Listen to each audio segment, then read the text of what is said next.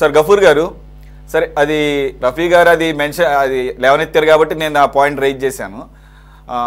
ఇకపోతే సార్ పాపం పోలీసుల పరిస్థితి చూస్తే నిజంగా బాధ అనిపిస్తుంది సార్. వాళ్ళేమో ఏదో అంటారు కదా, మంచి చేయకపోతే కీడు ఎదురొచ్చిందని. వారు గత అనుభవాలను దృష్టిలో పెట్టుకొని నిజంగానే పకడ్బందీగా చేశారని అనిపించింది మన ఆ విజువల్స్ అవన్నీ చూసినా కానీ. వదిలేస్తేనేమో ఇంకా ఏమీ అనర్థాలు జరుగుతాయో అని చెప్పేసి ఈసారి కాస్త టైట్ చేస్తే వాళ్ళకే దెబ్బలు తగిలి ఒక ఆయనకి అయితే చెయ్యి ఇరిగింది. ఆయన గురించి ప్రస్తావనే లేదు. రెండోసారి ఇప్పుడు జగన్మోహన్ రెడ్డి గారు పరామర్శించడం ఆయన ఉద్దేశంలో అది కరెక్ట్ అయ్యి ఉండొచ్చు, కానీ ఎప్పుడూ కూడా సమస్యను సమస్యగా అన్నిటినీ స్పృశించాలి కదా అన్ని పార్శ్వాలను కూడా. ఇప్పుడు ఫర్ ఎగ్జాంపుల్ నల్లపురెడ్డి ప్రసన్న కుమార్ రెడ్డి గారి ఇంటికి వాళ్ళ తల్లి గారు దాడి జరిగిన సమయంలో ఆవిడ ఒక్కడే ఉన్నారు. ఆవిడ చాలా పెద్ద ఆవిడ. తప్పకుండా అది దాడిని ఖండించాలి, అది చట్టపరమైన చర్యలు తీసుకోవాలి. దానికి తగ్గట్టుగా ఆవిడ పడినటువంటి ఆ వేదనని అర్థం చేసుకుని వెళ్ళటం తప్పులేదు. కానీ అది ఎందుకు జరిగింది? నల్లపురెడ్డి ప్రసన్న కుమార్ రెడ్డి గారు మీ పార్టీలో అంతకుముందు ఉన్నటువంటి ఆ దంపతుల గురించి ఆవిడ ఆయనకి సోదర వరుస అవుతుంటే, బయట వాళ్ళని అనకూడదులేండి, సోదర వరుస అవుతున్నప్పుడు అటువంటి మనం ఇప్పుడు మాట్లాడటానికి కూడా అనవసరం. అంత జుగుప్సాకరంగా మాట్లాడినప్పుడు దాడిని ఖండిస్తూ అలాగే ఇటువంటి వాటిని మేము సహించం అని అంటూనే ప్రసన్న కుమార్ రెడ్డి గారు కూడా ఆ రకంగా మాట్లాడకుండా ఉండాల్సింది అని ఒక్క మాటన మాట్లాడితే ఏమన్నా దీనికి ఒక ఇది ఉండేది. కానీ అసలు ఆయన మాట అంటే ఇండైరెక్ట్గా అంటే ఏంటి, ఆయన మాట్లాడింది కరెక్ట్ అని చెప్పేసి సర్టిఫై చేసినట్లు.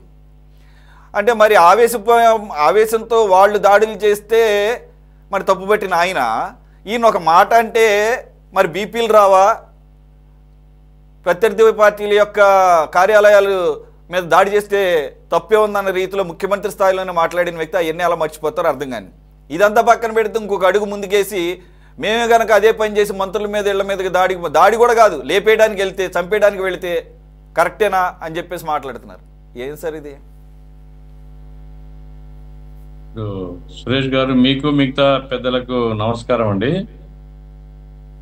సార్, ఇప్పుడు సాఫ్ట్వేర్ ఒకసారి మ్యానుఫ్యాక్చర్ అయిన తర్వాత దాంట్లో ప్రోగ్రామ్ మారదండి, అదే ప్రోగ్రామ్ ఉంటుంది. ఈయన పెరిగినటువంటి వాతావరణము, అధికారాన్ని చెలాయించిన తీరు, అధికారాన్ని దుర్వినియోగం చేసిన తీరు, ఇవన్నీ మనకు చాలా కథలుగా ఉన్నాయి. ఆ రోజుల్లోనే కంప్యూటర్స్, ఆయన సత్యం కంప్యూటర్స్ అతన్ని కాలుతో కొట్టినాడని, ఇంకా పులివెందులో అనేక రాజకాలు చేస్తాడని, ఇవన్నీ బెంగళూరు నుంచి సాయంకాలం బయలుదేరి వచ్చి రాత్రి అంతా కొట్టి మళ్ళీ ఉదయానికల్లా బెంగళూరులో ఉంటాడని, ఇవన్నీ మనం విన్నాం. అంటే ఆ నేచర్, ఆ నేచరు మారుతుంది అని నేను అనుకోను. అది ఫిక్స్డ్. అది అందుకోసమే మీరు అబ్జర్వ్ చేస్తే ఇప్పుడు ఆయన ప్రజా సమస్యలు ప్రజల దగ్గర పోయి తెలుసుకోవాలని కానీ, తన పార్టీ ఘోరంగా ఓడిపోయింది, ఈ ఓడిపోయిన దాని నుంచి గుణపాఠం నేర్చుకొని రాబోయే కాలంలో బాధ్యతాయుతంగా ఉండాలని ఇట్లాంటి ఆలోచనలు ఆయనకేం లేవు. ఆయన ఎంతసేపు ఉన్నా నాకు 40% ఓటింగ్ ఉంది, నా వెనకాల ఉండేటువంటి వాళ్ళందరినీ ఇదే పద్ధతిలో కలుపుకొని ఉంటే అధికారం మళ్ళా వస్తుంది. అందుకోసం వాళ్ళు చేసే తప్పుల్ని గురించి ఈయనకేమీ ఆలోచన ఉండదు, ఎన్ని కావాలని చేస్తున్నారు అని. ఇప్పుడు ఆయన గోవర్ధన్ రెడ్డి ఆ క్వార్జ్ దాంట్లో విపరీతంగా కొల్లగొట్టినాడు అనేటువంటి ఆధారాలు అవన్నీ ఆయనకు కనపడవు. ఆయన ఏమంటా అంటే ఇవన్నీ కావాలని రాజకీయ కక్షతో పెడుతున్నారు అని. అట్లాగే ప్రసన్న కుమార్ రెడ్డి మహిళలను దూషించింది కనపడదు. నా పార్టీ నాయకుడు, నా పార్టీ కార్యకర్త, అతన్ని ఇంటి మీదకి వస్తారా? అది అందుకోసం ఈ మర్డర్స్ ఎక్కడ జరుగుతాయి, ఎక్కడ అటాక్ జరుగుతాయి, ఎక్కడ ఫిజికల్గా ఒకరినొకరు కొట్టుకుంటారు, అట్లాంటివన్నీ వెతుకుతూ అక్కడ పోయి పలకరించడం ద్వారా ఆ సెక్షన్ను తన వెంట పెట్టుకోవాలా అనేటువంటి ఒక ప్రయత్నము అది మొదటి నుంచి అలవాటు ఉంది. ఇప్పుడు కూడా అదే అలవాటుతో ఆయన పోతున్నాడని నేను అనుకుంటున్నాను. న్యాయంగా ఇప్పుడు ప్రసన్న కుమార్ రెడ్డి అరెస్ట్ కాలే, ఇంకా గోవర్ధన్ రెడ్డి జైల్లో ఉన్నాడు, ఎందుకున్నాడు? ఏదైనా ప్రజా ఉద్యమంలో పాల్గొని జైలుకు పోయినాడా? ఇప్పుడు మిథున్ రెడ్డి జైల్లో ఉన్నాడు. ఏమి దేశం కోసం పోరాడేమన్నా జైలుకు పోయినాడా? లేకపోతే మొన్నటి వరకు వల్లభనేని వంశీ జైల్లో ఉన్నాడు.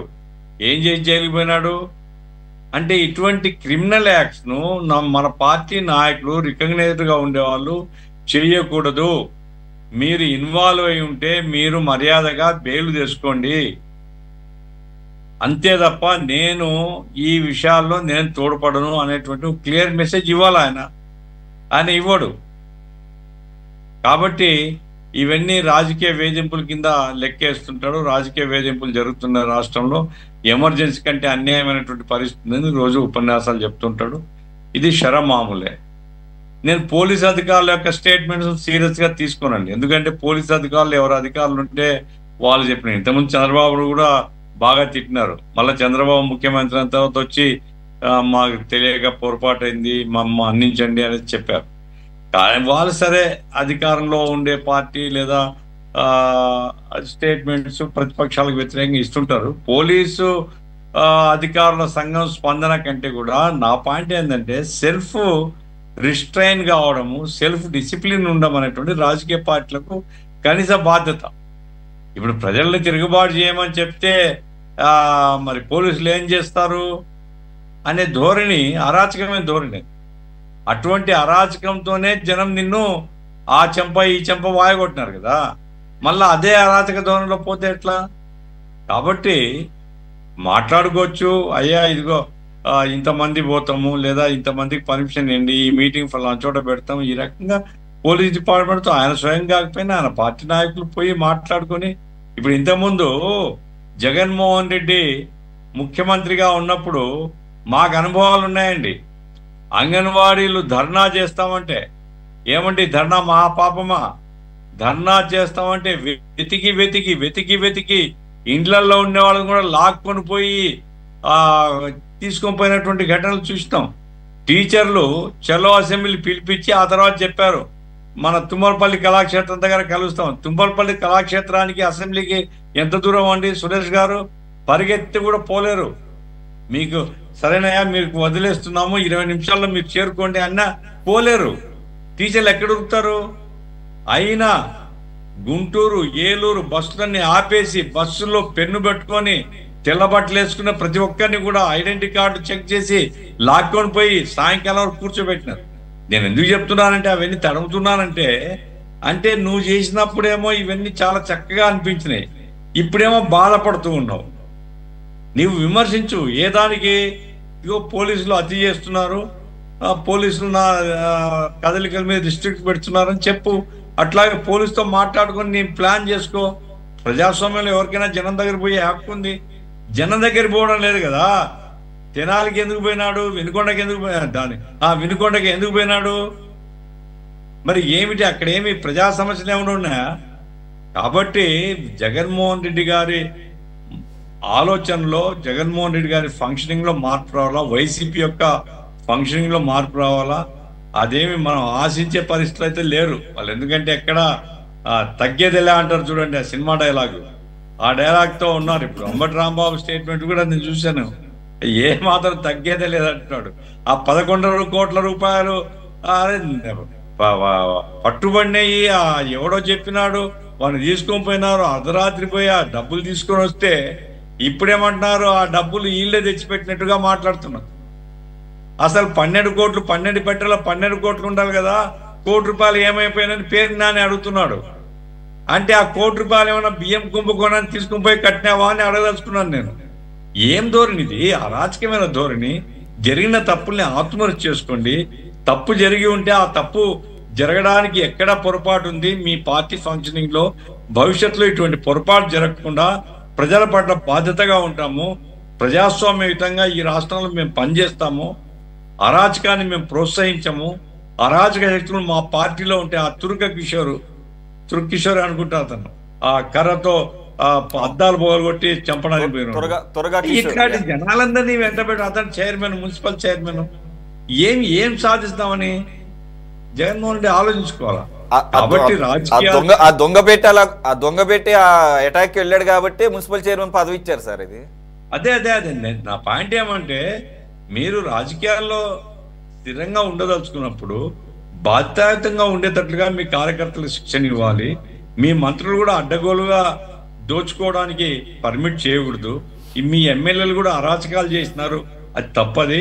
నీవు స్వయంగా ఆ డబ్బులు సంపాయండి డబ్బులు తెచ్చిపెట్టండి అనేది చెప్పినావని ఆ తెన్నూరు రాజకేష్ రెడ్డి చెప్పాడు. పార్టీ ఫంక్షనింగ్ డబ్బులు కావాలా, సంపాదించండి. కాబట్టే మద్యం కుంభకోణం వచ్చింది, కాబట్టే ఇసుక కుంభకోణం వచ్చింది. ఇటువంటి కుంభకోణాలు ఎందుకు జరిగినాయి? ఇంతకుముందు మరి మీ నాయన ముఖ్యమంత్రిగా ఉన్నప్పుడు కేసులన్నీ ఉన్నాయి అంటే ఆర్థిక అరాచకత్వం, ఆర్థిక క్రమశిక్షణ లేకుండా పోవడం, ప్రజాధనాన్ని కొల్లగొట్టడమే రాజకీయాల్లో ఉండాల్సినటువంటి లక్షణంగా ఆయన భావిస్తే మనం చేయగలిగేది ఏముందండి? అందుకోసం పోలీస్ సంఘం ఏం చెప్పింది వేరే సంగతి, కానీ వీళ్ళు సెల్ఫ్గా రిస్ట్రైన్డ్గా ఉండాలి. పరామర్శకు పోయినప్పటికీ పరామర్శ చేసి తప్పులేదు, కానీ ఏ పరామర్శకు పోవాలి, ఎటువంటి కేసులో పోవాలి అనేటువంటి విచక్షణ ఉండాలి. రాజకీయాల్లో ప్రజల కోసం రాజకీయాలు తప్ప ఒక ముఠా పెట్టుకొని ముఠా తరఫున రాజకీయాలు చేసి అధికారం వస్తే కొల్లగొడతాము, ఇప్పుడు బెదిరింపులు, మేము వస్తే అంగీలు ఇడిపిస్తాం. ఎవరు అంగీ ఇడిపిస్తారండి? ఏం ధోరణి ఇది? కాబట్టి రాజకీయాలు ప్రజల కోసం అనేది గుర్తుపెట్టుకుంటే ఈ ధోరణి పోతుంది. ఆ ధోరణి పోవాలని కోరుకుందాం. సరే, ఆయనకు పోతుందా లేదా? ఎందుకంటే ఈ సాఫ్ట్వేర్ మారదని నాకు అనిపిస్తుంది. చూడాల భవిష్యత్తు. మరి అంతేగా సార్, కోడింగ్ అది కోడ్ రాస్తారు కదా, అది ఫిక్స్డ్. అది అఫ్ కోర్స్ దాన్ని మళ్ళీ వేరే వాళ్ళు వచ్చి రాయాలి. ఇది ఇప్పుడు సెల్ఫ్గా రాసుకున్న కోడింగ్, సెల్ఫ్గా రాసుకున్న కోడ్ కదా ఇది.